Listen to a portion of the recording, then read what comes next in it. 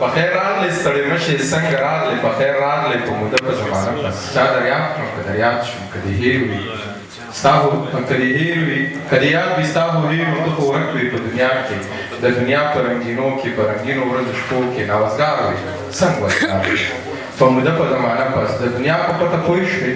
ژوند دې ولید ځان دې ولید خپل قسمت ته که معلوم شو زه دریاب شم ما د راغلی خو په داسې وخت کې راغلی چې زه هغه پاتې نه یم په رښتیا هغسې نه یم هغه زه زما نه ورک دی زما زړه زما نه ورک دی لیونۍ ورپسې ګرځم په رڼا کې په تیارو کې په بازار کې په کوڅو کې په نشو په تماشو کې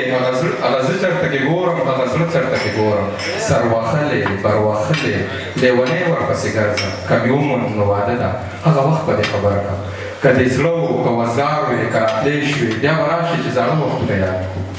خپل خواږه وختونه یاد کړو د سیف شاه صابر صاحب دغه نظم او د نورالامین صفدی صاحب تر څنګ زمونږ یو بل خوږژبی شاعر هم راغلی دی او هغه به همیشه دغه وی چې اخلاص سوچ اخلاص تر څو ګلونو کر نه وي سوچ پسرلی په سمه غر نه وي یاره تر هغې کلي ته مه راځه نو دغه سړی خو په سپرلي کې کلي ته راغلی دی او د ده نه به د خپل رنګ شاعري او ذکر کوم د خپل ګران مشر د خوږژبي شاعر خالد حسرت صاحب هغوی تپاس کوم چې راشي موږ ته خپل نوي شعرونه واورئ خالد حسرت صاحب کوم چې بخښونکی مهربانه دی د دې سیمې د یو کوربه شاعر په حیث باندې خپلو هغه ټولو مېلمنو ته هرکلی وایم چې دې ښه ورته درناوی بخښلی دی او زما لپاره خو ډېره د ویاړ خبره ده زه وخت یې ډاکټر افتخار صاحب سره راتلمه زما په خیال کې ما د خپلې لویې مشاعرې ابتدا د دې شاه منصور کلي نه کړې وه چې د هلک هم د 22 کالو په عمر او ګل را سره وجرل زغور را سره وجرل غزل مې په لومړي په دې کلي کې ویلی او نن مې ما غزل پېژندګلو جوړه د دې کلي ما یو نوم راکړی پېژندګلو راکړی ستا ټول یو جهان مننه او د خپلو غزلو څو شعرونه به ادل به نه وایم وایي غمونه راشي ستا یادونه مې د زړه وباسي غمونه راشي ستا یادونه مې د زړه وباسي اوس پښتانه راځي د کور پښتانه وباسي غمونه راشي ستا یادونه مې د زړه وباسي اوس پښتانه راځي د کوره پښتانه وباسي او د اوښکو څاڅکي او زما د پښتنو سترګو نه د اوښکو څاڅکي او زما د پښتنو سترګو نه جانانه مینه دې د ګټو نه اوبه وباسي د اوښکو څاڅکي او زما د پښتنو سترګو نه جانانه مینه دې د ګټو نه اوبه وباسي او زما په جوبل جوبل زړه کې چې مستي راولي خدای دې په تا باندې مدام داسې ځواني راولي او پوه نه یم زړه ستا تر کوڅې داسې راوستی یم لکه زیارت ده چې په غلا څوک پیریانې راولي پوه نه یم زړه ستا تر کوڅې داسې راوستی یم لکه زیارت ده چې په غلا څوک پیریانې راولي او ذکر د اورنګزیب په پوښتنې وایم ذکر ستا د زنې ستا د خال کوو څه خبرې دا هم لوی کمال کوو مونږ ته خو خپل ژوند پولي سرات شولو هر قدم ته مخکې رستو خیال کوو مونږ ته خو خپل ژوند پولي سرات شولو هر قدم ته مخکې رستو خیال کوو او هر چا مو په زړه کې لارې جوړې کړې خدای مونږ به چا چا ته دیوال کوو هر چا مو په زړه کې لارې جوړې کړې او خدایه مونږ به چا چا ته دیوال کوو اورنګزیب څنګه د نستی طاقت منې که نه څنګه د نستی طاقت منې که نه خپل دیدنم کار پکار کوو څنګه د نستی طاقت منې که نه خپلو کې دیدنم کار پکار کوو محمد سعید صاحب ناست دی او ډېر خپل معرا نظم کې زه هم یو خپل معرا نظم وړاندې کوم سعید صاحب عنوان دی تورمخې بابا نن چې مې زور د ګرمۍ ولیدلو خپل هلکوالي پسې رستو لاړم نن چې مې زور د ګرمۍ ولیدلو خپل هلکوالي پسې رستو لاړم هغه کچه کچه کورونه زموږ منم چې ډېره غریبي وه پکې خو بس په زړه باندې مالدار خلک وو هغه رښتونې وفادار خلک وو چې به ګرمي داسې په زور کې راغله سوکړه به راغلله کویان به وچ شو غره کې څاروي به مړه کېدله تندې یو خواته ښځو په خپل کور دننه او بل خوا جومات کې مشرانو خلکو به دعاګانې د باران کولې زمونږ د چم هغه زلمي هلکان هغه ګلرنګه ګلالي هلکان چې دومره ښکلي دومره لوړ به وو چې مونږ به یې وړاندې ماشومان ښکارېدو زر زر به یو ځای ته راجمع شولو د یو هلک نه مې کمیس وایستو بیا به د تک تور تبخي په تور کې دغه هلک له دواړه مخه تور کړو د کلي دې سر نه تر هغه سره په یو یو کور باندې به یې وګرځو ما نه اوس هېر دي خو بس دا مې یاد دي چې بیا د ځان سره شعرونه ویل چې دا تور مخې بابا جاړي ربا اوس په خپل مخ څپېړه غواړي ربا انګار سنګار جوړ د ګرمي جوړه ده خدای د رحم بارانونه وکړي د هر یو کور نه به یوې زنانه په دې تور مخې اوبه واچولې او په بدل کې به یې ښه په خندا مونږ له جوار مونږ له غنم راکول چا به وړه چا به پیسې راکړلې که هغه ورځ نه وه نو بله به وه خدای به په مونږ باندې باران وکړلو باران به ښکلی د رحمت بارانو سوکړه به لاړه له کویان به ډک شو په هر طرف به خوشحالۍ راغللې د دې تورمخي د عمل په بدل د ده د پاک زړه د اخلاص په بدل الله به هغه یو تورمخی معاف کړ چې ګناهګارو مونږ نه پېژنده د چا په وجه چې باران نه کېده پخوا به یو چته تورمخی و بس اوس په هر کلي کې بلا تورمخی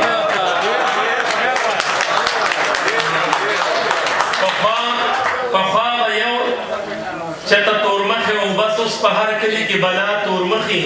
مونږ ته معلوم دی مونږ یې ښه پېژنو خو بې وسي او بې حسي دومره ده مونږ یې مخونه تورولی نه شو کمیس ترې پړ مخې ایستلی نه شو که دې تورمخو خلکو خپله باندې ځان نه په خپله خپل مخونه تور کړل چې مختورن یم ګناهګار یم ربه زه د دې هر څه ذمهوار یم ربه نو پاک الله دومره غني بادشاه دی هغه د هر سړي توبه قبلوي هر څه به سم شي خوشحالي به راشي زمونږ په کلي کې سپرلي به راشي خالد دلته سوکالي به راشي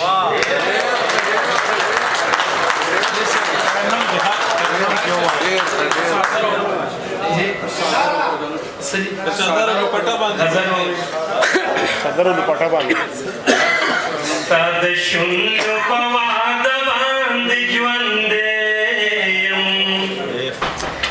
څومره ښکلې بهانه باندې ژوندی ستا د شونډو په واده باندې ژوندی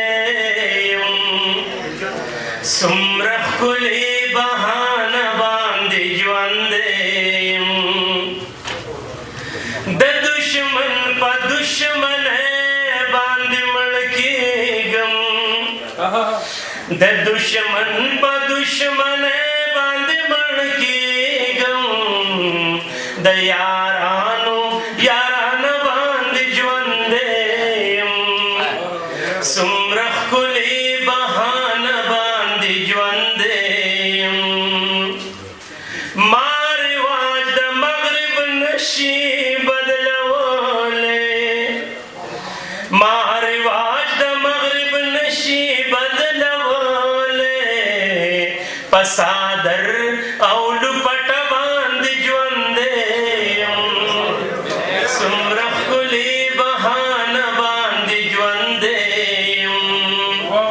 ما رواج د مغرب نشي بدلولی ما رواج د مغرب نشي بدلولی په څادر او لپټه باندې ژوندی یم څومره ښکلې بهانه باندې ژوندی یم که غیرت پښتو ایمان وي مینه ژوند وي که غیرت پښتو ایمان وي مینه ژوند وي زه په دغه پیمانه باندې ژوندی یم څومره ښکلې بهانه باندې ژوندی یم په هر لور د تصور نغمه نغمه کړم په هر لور د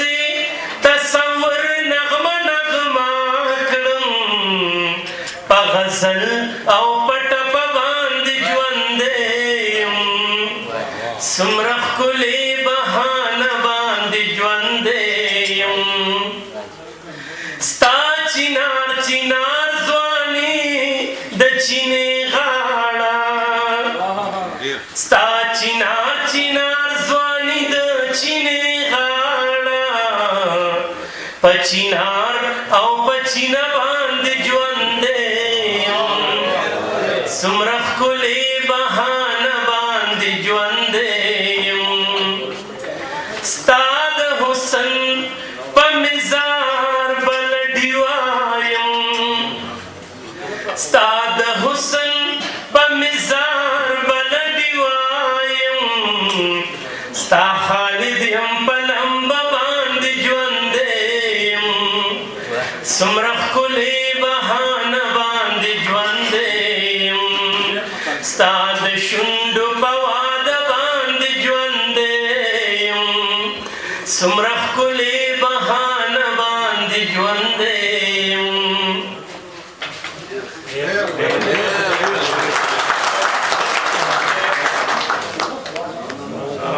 مشران ناست دي په خپله خوښه درته یو د لنډ بحر یو کلام وایم نور لبین صاحب او په دې کې ما د یو ښکلی ټکی راوستی دی دا ښکلی ټکی زمونږ هغه یا زمونږ هغه ننګ زمونږ روایتي رواجونه هغه هغې مقصد دی وړاندې به پوه شي توره تیاره شوه شپه راخوره شوه زړه مې راویښ شه سپوږمۍ اوده شوه خیالونه ستوري ژوندی شوه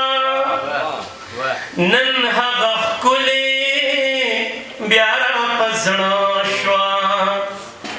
تورو تیارو کې بلا ډیوه شوه سپرلی سپرلی شه وږمه وږمه شوه دنیا یې ټوله په ننداره شوه همزولې لاړې ګوډۍ واده شوه چې د چا زورو بس د هغه شوه ګودرې وران که ختمه کیسه شوه زړګی مې صبر ماته شیشه شوه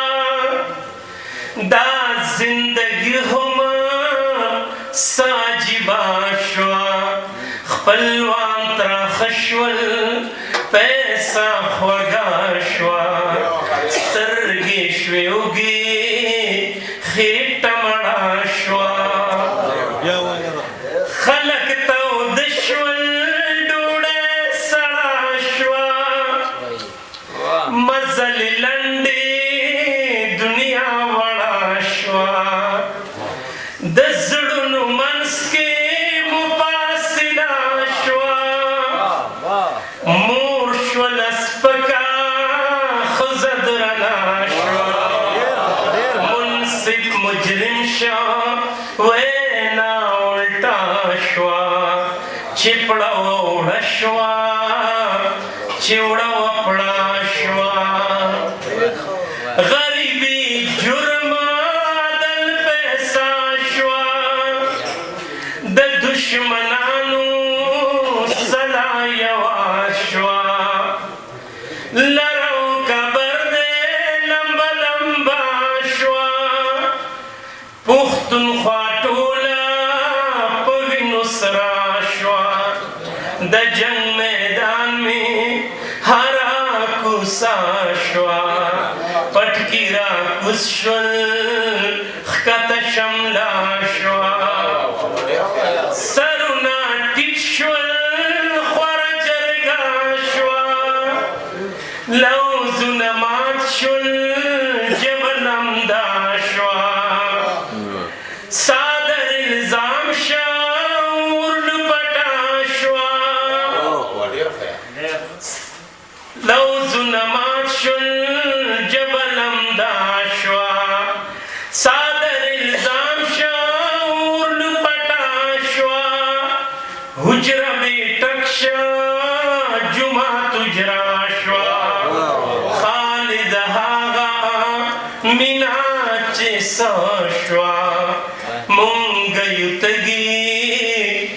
چاچینا شوا خوندونه لاړل شمه ومړه شوا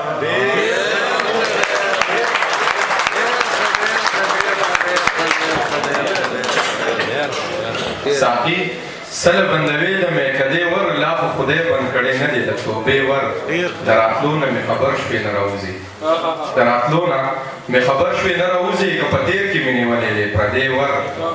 د راتلو نه مې خبر شوې نه راوځي که په تېر کې مې نیولې دی پردی ور بدلېدونکې د دنیا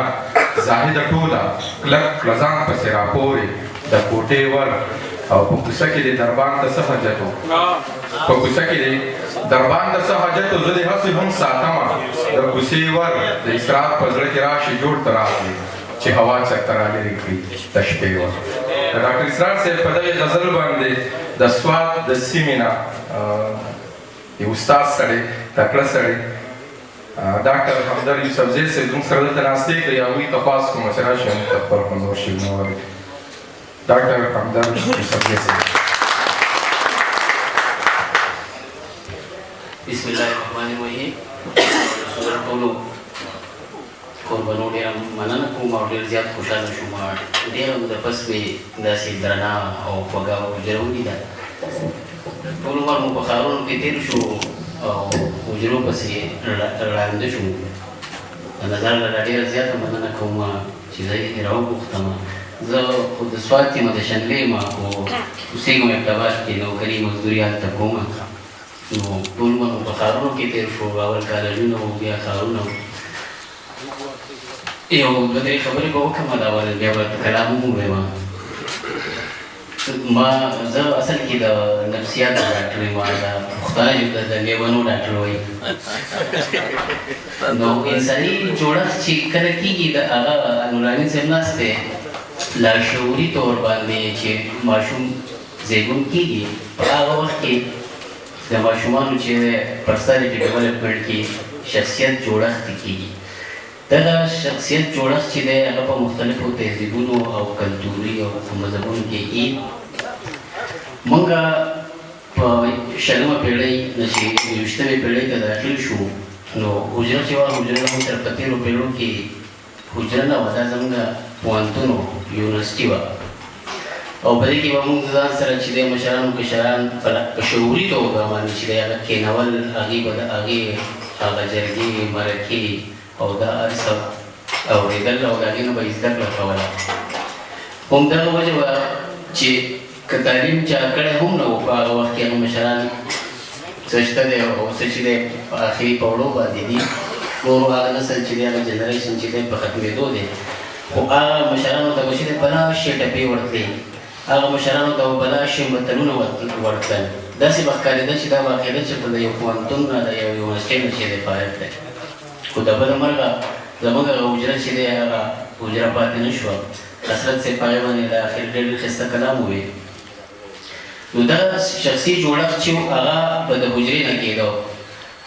نو زه ډېر زیات خوشحاله شوم ما زه چې راتلم د ناست وم حجره وه هلته کې جمع کېده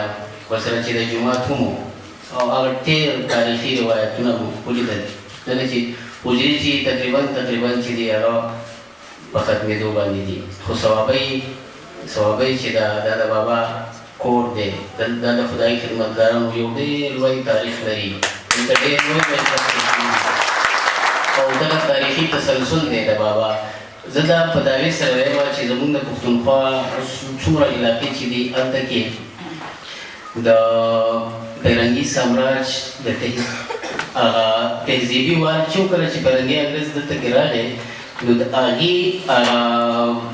اټیک چې و هغه وار چې و هغه په ټوپک باندې نه و هغه نفسیاتي و دا خلک یې 300 کسان راغلي او په کروڑونو خلک یې غلامان کړل د هغې د ټولو نه غټه وه چې دغه چې وه چې پښتنو ته یې چې دی هغه خپل هغه هنر او هغه سکل چې دی هغه سپک کړو هغه سکل او هنر چې دی هغه سپک شو د هغه سکل او د هنر د سپکولو کاونټر چې دی هېچا هم نه شو کولی لکه موږ که اوس هم نن وګورو فیصل آباد د مانچسټر پاکستان وایي د دنیا د ټولو نه ښایسته کپړه اعلی کپړه چې امپورټ کېږي هر ځای ته ځي هغه په فیصل آباد کې جوړېږي نورالامین صاحب ناست دی د تاریخي تسلسل په دغه باندې ګورو نو د نن نسل کله مخکې د فیصل آباد ټول خلک جوړاګان په ګډو باندې وایي کار کوو. په شلمه صدۍ کې ژوند میکانایز شو، مشینونه راغلل او هغه کړۍ چې وه چې کړۍ باندې هغه هنرمند کار کوو، هغه کړۍ چې د هغه مشین ته لاړه او نن فیصل آباد چې دی هغه مانچسټر دی. د خلکو ژوند څومره ښاد دی، څومره آباد دی. دلته کې د پیرنګي سامراج هغه هم دا وشو چې خلکو ته یې دا هنرونه چې دی هغه سپک کړل. بابا په شعوري توګه باندې چې دا کوشش کړی، بابا نو مطلب باچا خان بابا یادوم او هسې په بره برتلې نظر دې اور واغستو، هسې په بره برتلې نظر دې اور واغستو او نادان زړګیا خپل وزر دې اډو خیال کې نو او نظر لاله دا شعر په فلسطین او په کشمیر باندې دې سر ورکوو، په فلسطین او په کشمیر باندې دې سر ورکوو او کابل دې هیرو پېښور دې اډو خیال کې نو. فلسطین او په کشمیر باندې سر ورکوو، کابل دې هیرو پېښور دې هډو خیال کې نه وو او پرنګ که تور وي خیر خو ستا، پرنګ که تور وي خیر خو ستا خو زړه او ذهن تورو.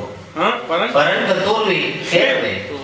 پرنګ که تور وي خیر خو ستا خو زړه او ذهن تورو او بولان دې اوسو او خیبر دې هډو خیال کې نه وو او نظر لاله هغه معروف هغه زلمې هغو چې غاړه ورکړه، هغه معروف هغه زلمې هغوی چې غاړه ورکړه، هغه ښکلا هغه منظر د اډو خیال کې نه و. او نورالامین صاحب لاړې د خدای کاله ته ښه دې وکړل، ښه دې وکړل، لاړې د خدای کاله ته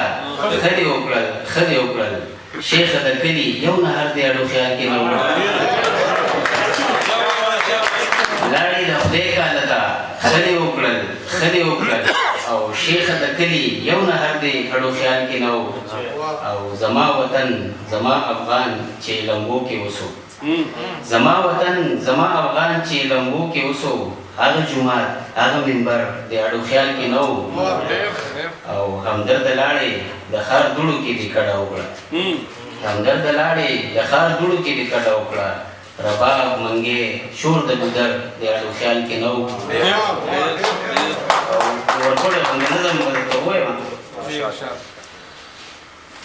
بیخي د ځوانانو دپاره ګړهګانې مو ډېرې وکړې. هغه ونه د نظم عنوان دی، هغه ونه،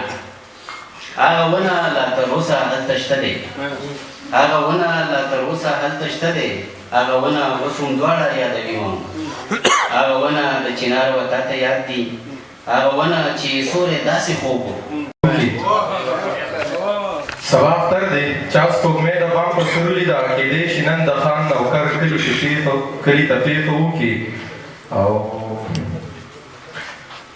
د مال دولت نهر ښارونو کې مشته پکار دی، د مال دولت نهر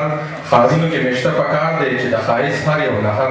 کلي ته پېښه وکړي. تمامه ورځ د ښایستونو تذکرې به کوي، پاگل منصور په مازدیګر کلي ته پېښه وکړي. ډېره مننه د ډاکټر صاحب د سراج الدین سراج صاحب هغه نظم درته ویم او د دغې نه پس په سعید صاحب رضو. سراج الدین سراج صاحب وایي چې ټوله شپه مې ستا په یاد کې شوګیره کړه، ټوله شپه مې ستا په یاد کې شوګیره کړه، تر سحر ویده شوم، سحر ته مخې راغلی او تپوس ترې رانه وکړو ستا دا سترګې ولې سرې دي؟ ما ویل خوب دي، ته خاموش شوې، پوهه نه شوې او په خپله مخه لاړې. زه د ځان سره ګویا شوم، زه به بیا بېګاله ویښ یم، ته به ښه خوبونه وکړې. زه د ځان سره ګویا شوم، زه به بیا بېګاله ویښ یم، ته به ښه خوبونه وکړې او چې سهار ته مخې له راشي نو هم دا به راته وایې ولې سترګې دې ښې نه شوې، د دې سترګو غم دې وکړه، چېرته ښه ډاکټر ته لاړ شه، چېرته ښه ډاکټر ته لاړ شه. ډېره مننه دغه سراج الدین نظم او د کور او ګوره یې بغیر بل څه لیدلي نه دي. زمونږ د کلي جونو داسې پیغلتوب کړی دی، د کور او ګوره یې بغیر بل څه لیدلي نه دي. زمونږ د کلي جونو داسې پیغلتوب کړی دی او د ښار مینو شکر وباسئ په هر څه شته دی. مونږ خو د لوږو تندو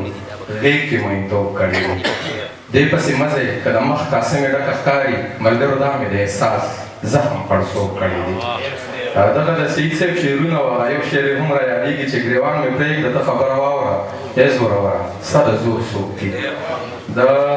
په شعرونو باندې محمد سعید صاحب ته بلنه ورکوم چې راشي او موږ ته خپل خوندور شعرونه واوري محمد سعید صاحب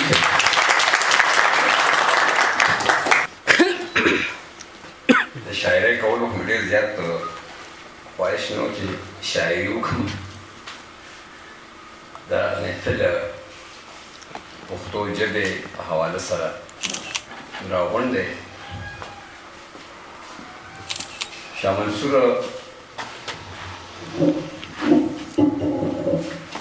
د ډېرو سترګورو او د پښتو ژبې د مینانو خاوره ده د نورالامین یوسفزي خاوره ده او بیا په تیره زما د پیر مرشد مفتی رضاالحق شاه منصوري د هغې خاوره ده پروفیسر اظهار الله اظهار خاوره ده د نورالامین یوسفزي خاوره ده صاحب جان اندلیب خاوره ده ملګرو شعرونه به وایو شعرونه موږ ډېر زیات وایو دا نننی تړون دا نننی ناسته د پښتو ژبې په حواله سره موږ نن د خپلې مورنۍ ژبې د دې ته راغونډ کړي یو دغه نسبت دی دلته چې زه کله هم راځم نو زه د ټولو حوالو سره ادبي حواله سره د نورالامین یوسفزي د ادبي خدماتو د هغې د قد قامت په حواله سره به زه دونه ووایم مردان په ادبي لحاظ سره خپل ځان له یو میټر او یو کنډه لري خو زه به دا ووایم چې تیرو 9-10 کالو راسې د ادب د ژورې مطالعې او د یو تفصیلي نچوړ نه پس چې ما د نورالامین یوسفزي افسانې څومره لوستې دي او د نورالامین په فکر باندې ما سوره پورې خپل فکر ځغلولی دی نورالامین د پاکستان نه د برصغیر په هغه څو ګنې چونې افسانه‌نګارو کې راځي چا سوچ فکر چې د ذات پات رنګ نسل د دې نه بالاتر په انساني سماج باندې د انساني سماج په امپروومنټ باندې ډیولپمنټ باندې د پریوتې طبقې په حالت باندې او د هغې په انتظام باندې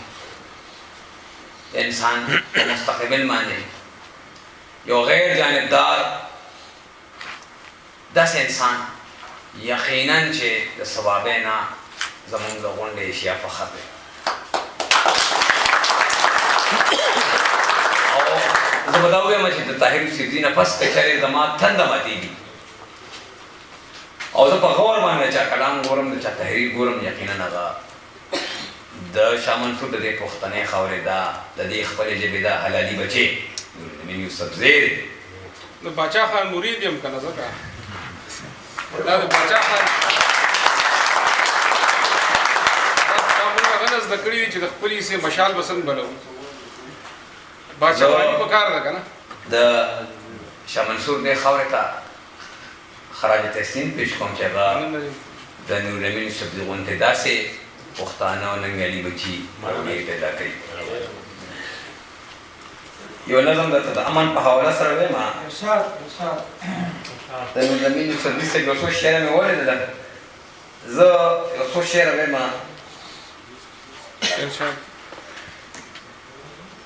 نظم دی د دې لږ شان یادګیرونه تاسو ته وایم د اسرائیل د یو سینیر ټیکنیشن ښاغلي مردخای بنونو په نوم د چا په وجه کې د اسرائیل د بدنامې زمانه ډیمون اټمي ریاکټر راز پاس شوی و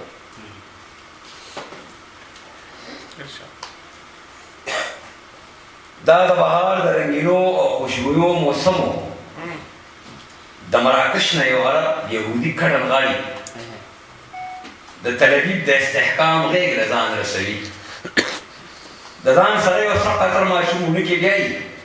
په دې ارمان چې دا بچی د تل ابیب د اسمان د مستقبل د کمرانۍ ځلند ستوري جوړ شي. وخت تېرېده او دا بچی لکه د ګل لویېده. پلار ورته ګوري خوشحالېږي او په زړه کې وایي زما بچی به ضمانت زما د وینې ګرځي. دی به د خپل یهودیت د غاړې هار جوړېږي. دی به د هر موسی په لاره کې خندان جوړوي. دغه بچی د مردخای په نامه یادېده. پلار په راستۍ د جوهري مکتب په سوري کېنو. وی بچی تا به تدبیب له زه سوغات ورکوم. وی بچی تا باندې به زه د زرې زړه څیرمه. بچی د هینو مشکلات پر لارې نه وو. په هر ډګر یې قدمونه کامیابۍ ښکلول. د کار چینجي و شپه ورځې په ځان یې وکړي. د خپل بابا د ارمانونو ترجمان جوړېده. او آخر دا چې ورځ ته تل ابیب په کار شو. د اور او نور په سور دوزخ کې له ډیمونه پرېوت. اور یې ویشه اور یې کره اور بندوه لګیا وه. د خپل بابا وفاداري یې تل ابیب ته ښوله. د اسرائیل د تحفظ او آبادۍ په خاطر د زندګۍ هر لمحه یې په شمون شیندله. د زندګۍ داسې ناویاته سهولت نه و چې د مردخای په وجود پورې لیو شوی نه و. لاس یې بټن ته د ډیمونه د هر راز رسوو. هر نقشه یې د هر بم په ډېره غور کتا.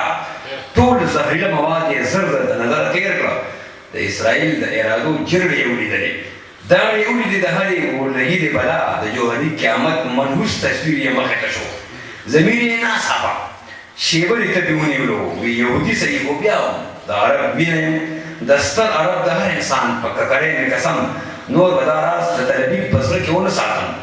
نور به دا اور په دې وردو دشتو کې ونه کرم. راز یې اوچت که په هوا لکه مارغه والوته. ډېر په مستۍ د ولایت په ساحل کې چورلېده. څه تصویرونه څه نقشې وې نور بلا مواد وو. وی ایډیټره واخله نن ځان له مقام جوړ کړه. وی ایډیټره واخله نن ځان له مقام جوړ کړه. دا داسې راز ایډیټره لږ په غور واوره. په مخ ته ځمکې کې دا څومره کپرې وینې ته. د دغه ټولو کپرو په خاموشۍ مې قسم واحد یو زه یم اشنا چې سر مې ډس کړی دی. نه جاسوسي کوم نه چا اشاره راکړې. د خپل ضمیر د ارارات د سره چغه وهم. دا د ډیمونه په لډون کې چې کوم اور پروت دی دا چې عرب نه سالم انسانیت قاتل دی. دا د نجف په سینه سره د انتشار نه لګې. دا چې عرب نه سالم انسانیت قاتل دی. دا د نجف په سینه سره د انتشار نه لګې چې سرر څه چې ورله لاس قدرې وړلی نه شو. دا چې مدام چې سیرین څه چې ورلاس کدی وړي نه شو. دا چې مدام د امن لارو کې اصلي کوي چې د شمول وینه کې څه داسې رزیل ملاب دی چې د سالم انسانیت په تباهۍ تیار دی. دغه بچی د دغه جرم د پاداش په خاطر نن هم په تورو تنبو باندې چالیدلی نه دی. دا د ایټلي د سمندر اغوا شوی انسان نن هم د امن په خاطر د وخت په دار زنګېږي. د زما د ځمکې د ضمیر د خاریې وګړو د قلمونو خاوندانو په رڼا مینو دا پیټې صرف په اوږو د مردغای نه دی. دا د سالم انسانیت په اوږو بار پروت دی.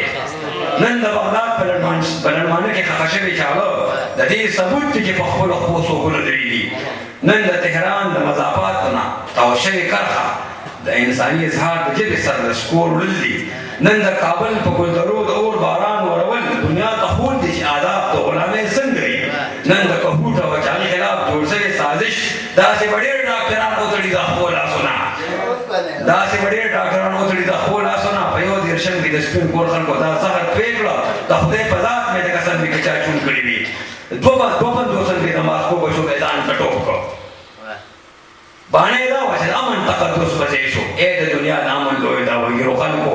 د سړیتوب نه چېرته ډېر وریشته بل مخلوقه که ایټم بم چېرې د امن علامت نه ګڼې بیا د وینو نه مردخای سوال جواب غوښتی دی. که جوهري قیامت سازي د زندګۍ قتل دی نه بیا خو ډیمونه کې محشر نه محشرونه پټ دي. د دې سدی د حق د انسان د امن په درشل ولاړ دی. د دې سدی انسان د امن په درشل ولاړ دی. د دې څلور پنځه اربۍ آبادۍ په خاطر د ځمکې دا کوټه د امن بهارونه غواړي. که داسې نه وي نو بیا دا د زندګۍ اواز دی. که داسې نه وي نو بیا دا د زندګۍ اواز دی چې انسانان د انتشار بلا له سر کوي. تاسو ډېره زیاته مهرباني